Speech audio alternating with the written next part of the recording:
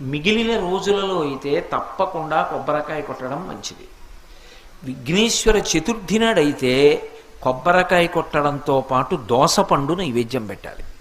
దోసపండు నైవేద్యం పెట్టకుండా విఘ్నేశ్వర చవితి వ్రతకల్పం చేయకూడదు.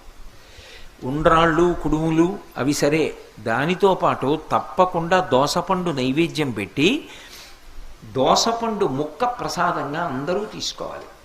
అది విఘ్నేశ్వర వ్రతకల్ప. సత్యం చెప్పాలంటే విఘ్నేశ్వరుని యొక్క చవితి నాడు చదవవలసినటువంటి కథ అంటూ ఏదైనా ఉంటే శమంతకోపాఖ్యానం ఒకటే. మీరు విఘ్నేశ్వరోత్పత్తి చదివారా చదవలేదా? ఆయన భూమికి ప్రదక్షిణం చేసిన విషయం చదివారా చదవలేదా? ఆయన విఘ్నాధిపత్యం పొందిన విషయం మీరు చదివారా చదవలేదా? వీటితో సంబంధం లేదు. సంబంధం అంతా ఎక్కడ అంటే కేవలంగా శ్రీకృష్ణ పరమాత్మకి విఘ్నేశ్వరుడికి ఉన్న సంబంధంతో కూడుకున్న శమంతకోపాఖ్యానాన్ని ఒక్కదాన్నే చదవాలి. ఎందుకని?